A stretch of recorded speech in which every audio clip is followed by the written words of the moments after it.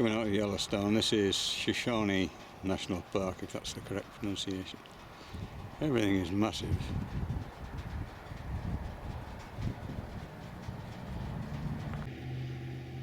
There's a really bizarre house up here.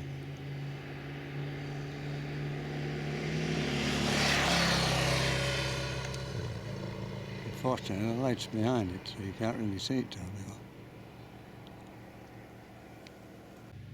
This is the Sleeping Giant Mountain in Shoshone National Park.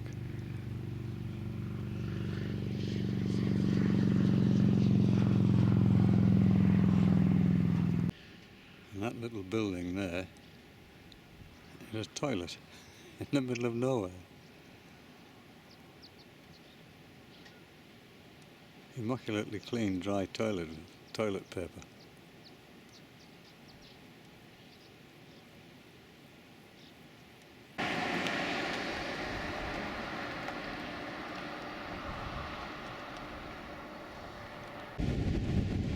So this is the Buffalo Bill Dam. I can't remember how high he said it was, but it's a hell of a long way down there. Miles. And very windy.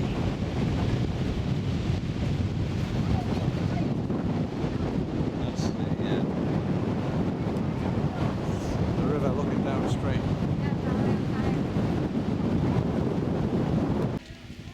When I was here in 1994, there was masses of this floating debris on the water. It covered about, I would think, must have covered a couple of acres. Anyway, they've been spending weeks taking it out this year, so there's only this little bit left. And there's the little bridge over the dam.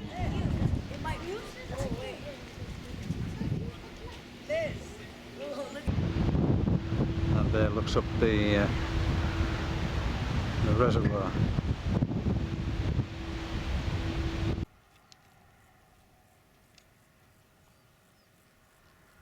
I'm on the road between Cody and Greybull in the middle of nowhere.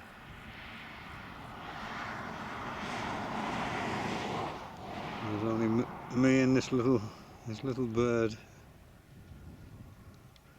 There's nobody for miles and miles and miles.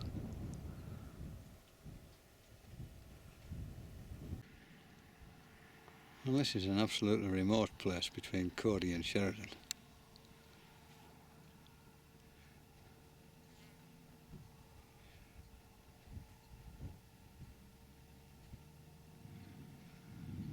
It says here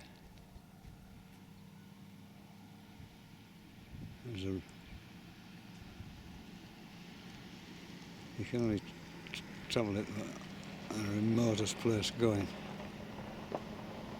and next to it is this thing about wild horses, which you can read in your own time.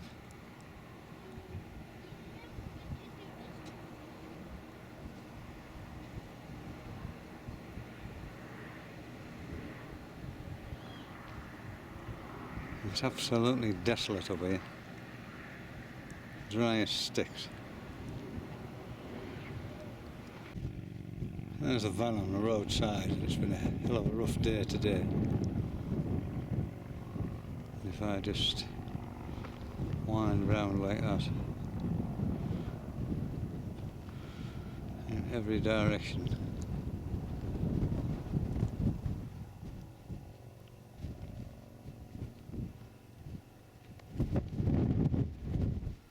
There's next to nothing. And there's the road we've been travelling along with us. The sun's shining on it, and a lone car is coming along. Way over there, beyond the car, you can see some deer.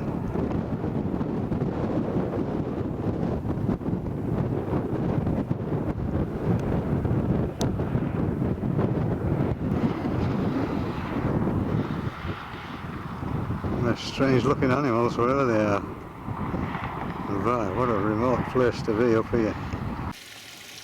Irrigating potatoes. About 20 miles just before you get to Greybull, between Cody and Greybull.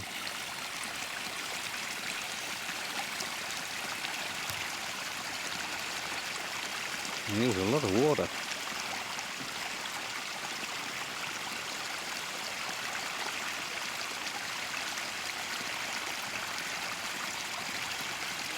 It just siphons out down these pipes.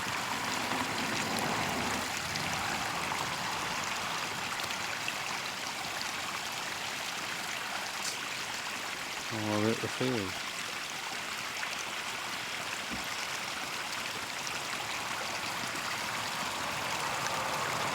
Well, this is Greybull, and there are loads of redundant aircraft all just parked up here. Of all descriptions.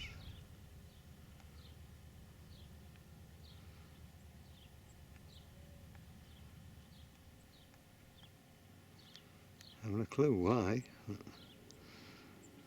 We all scrap. There's one right beside the road.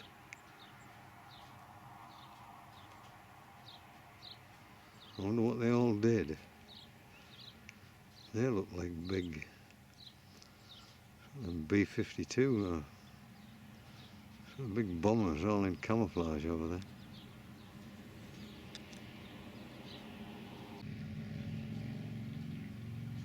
This is the Bighorn Airport, and these things are parked up there, here. They must have been here for ages.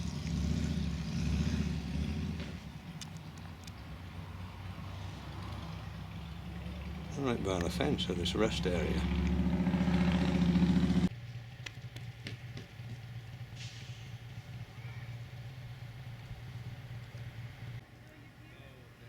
And they got a hole in the tail.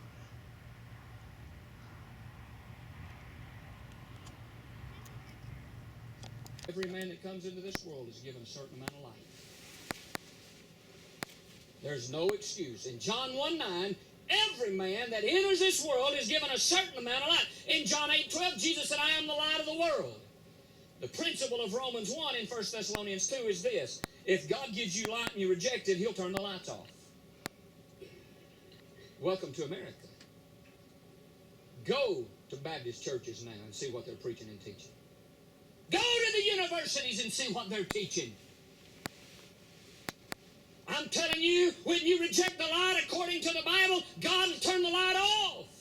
Jesus said, men love darkness rather than light because their deeds are evil. You know what that means? That means they'd rather talk about evolution than creation. They know better. They know better. People tell me all the time, I can't believe these politicians believe that. They don't. They know better. People say, I can't believe those people really do believe that we came from monkey. They don't believe that. They know better. But as long as you can lie to yourself and say there is no God, then you can do what you want to do because there's no accountability. Men love darkness rather than light because their deeds are evil, so they choose evolution over creation. They choose dead religion over Christianity. That's what you get on the radio every day. It's almost non-stop.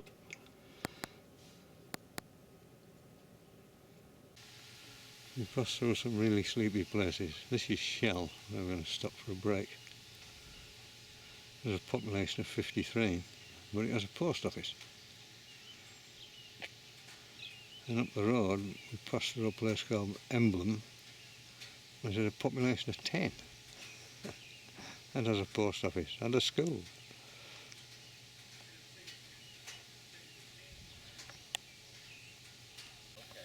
Well, we've stopped at the Antler Inn in Shell for something to eat. And it's very aptly decorated.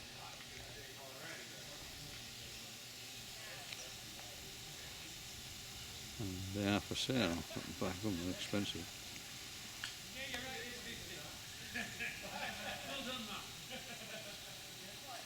And it's just decorated in the bottom of this tree.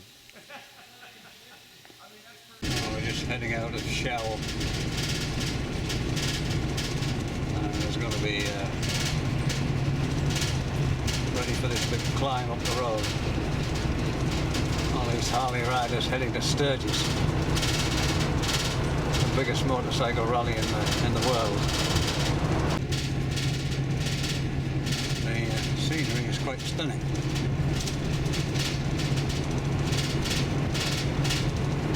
Roads are really quiet.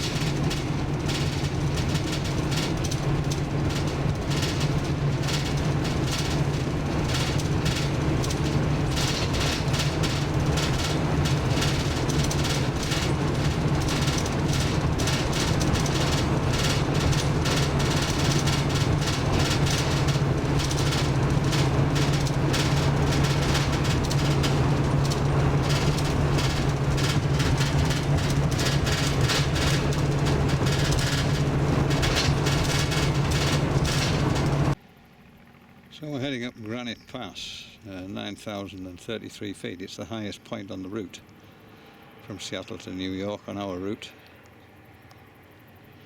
And there you can see Elephant Head Rock, Sunset, Sunlight, Mesa, Pyramid Peak and Copman's Tomb. This is Elephant Head Rock. This is Pyramid Peak. And this one around here is Copman's Tomb. It's very, very hot. And you can see how the sedimentary rock has been pushed up almost into the vertical. By geological forces.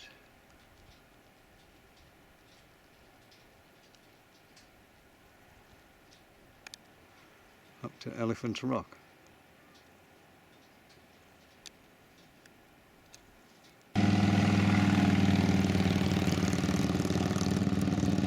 Girls riding these big Harleys on their way to Sturgis.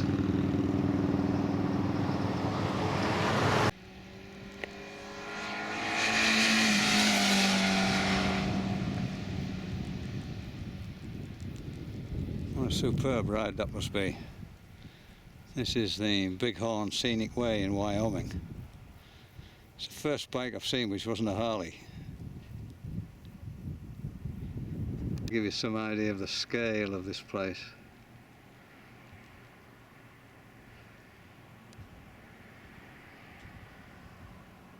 There's the road down there. Oh look, they're just coming round there now. One has just gone past.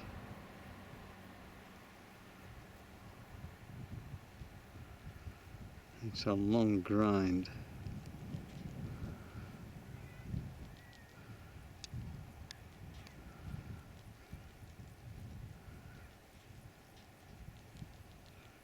Here's the second one coming up.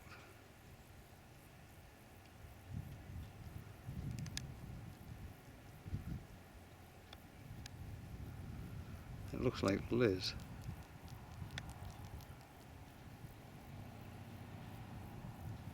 If I just zoom out, you'll realise just how big this place is.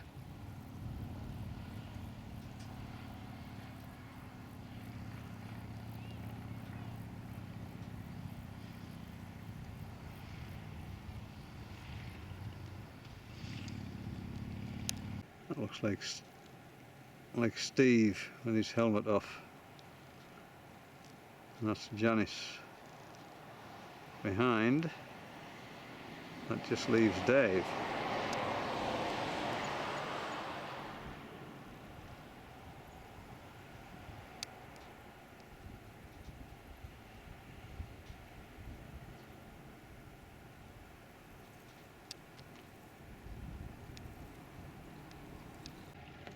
And this is Dave flogging away up here. Be a long time before he gets to this point, 20 minutes or so. Motorcyclists on their way to Sturgis, hundreds of them. Something up there making a really odd noise. Like a wah wah.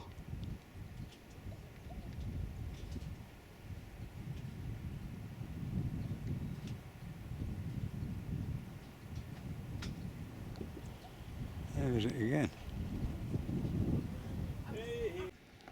So we're still grinding our way up Granite Gorge. There's about 3,000 feet in elevation to go. I don't know how long it's going to take. There's tremendous scenery, absolutely enormous.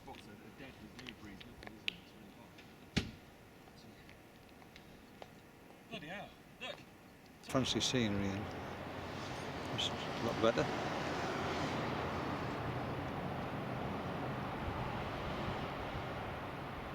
Yeah, Granite Pass Beetle. So this is Janice and Dave halfway up Granite Pass. Is that all? Halfway? Quite a long way to go, and the temperature's over 100, so it's really sapping. Thank you for the breeze though. Anyway, good luck to you. We'll see you in another 4 miles or thereabouts. How many? So still flogging our way up Granite Pass, and there's a long way to go behind me. And here you can see that there had been a tornado in 1959, so you don't just get them in the Great Plains, which we're going to cross anyway. And it came down there, so all that cleared woodland there you can see. And then all the way down there there's the path that this tornado took. It must have been pretty formidable to rip all these trees out.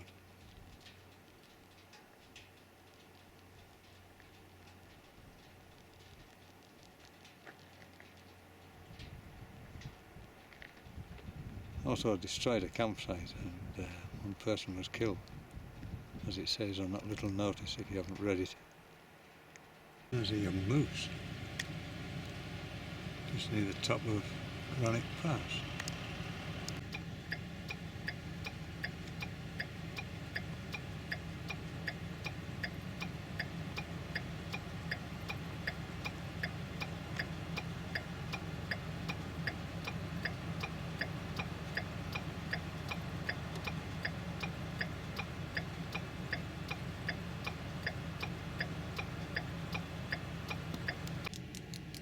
There's Mum on the other side of the road.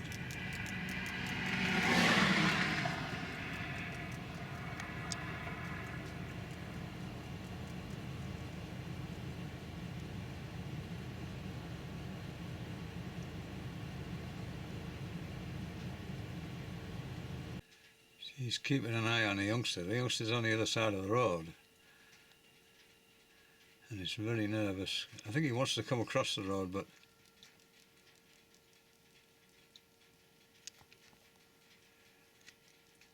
they're a big animal.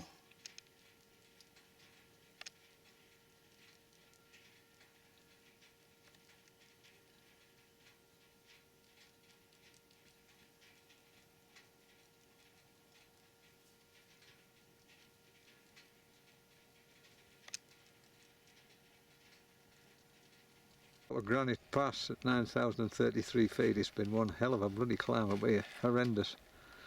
But we've all finally made it, so that's very, very pleasant. This is the highest point on the whole route between Seattle and New York.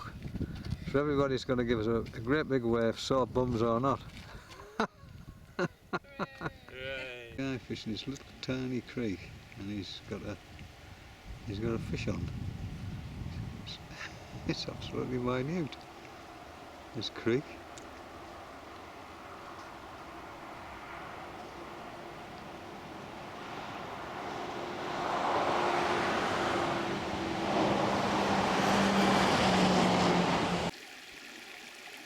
Little beck is absolutely minute. Right up in the mountains, middle of nowhere. On the way to Sheridan. He had a fish on there and it was about 12 inches. You wouldn't have thought a little beck like this would have had a fish so big in it.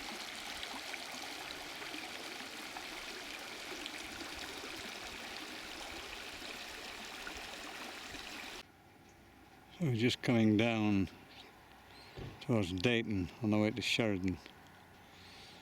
You're just dropping down mile after mile after mile, and you get this huge low-lying area in front of us. I'll be very relieved to be on this downhill stretch after slogging away up to over 9,000 feet in temperatures of nearly 100 lower down. So this is the overlook on the way down towards Sheridan. How far we've come down? And Dayton.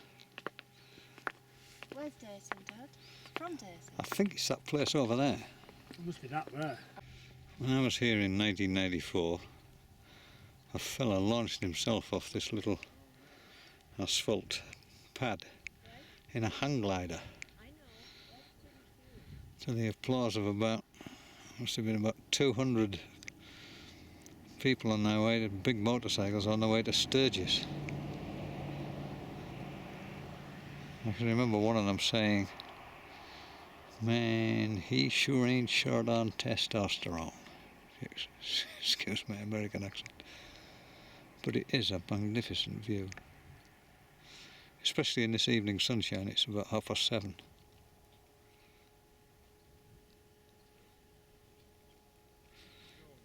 I don't know how far you can see. I would think you can see probably nigh on 50, 100 miles across there. And now you can see the road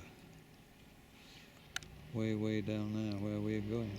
So I'm assuming this little flag there gives you an idea of the wind conditions before you launch yourself off here.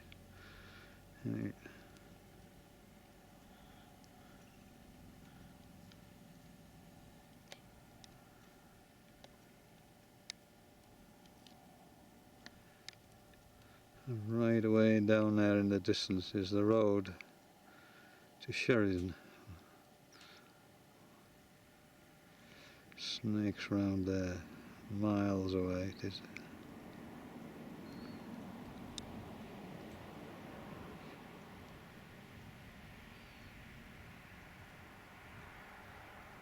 It's very fast downhill.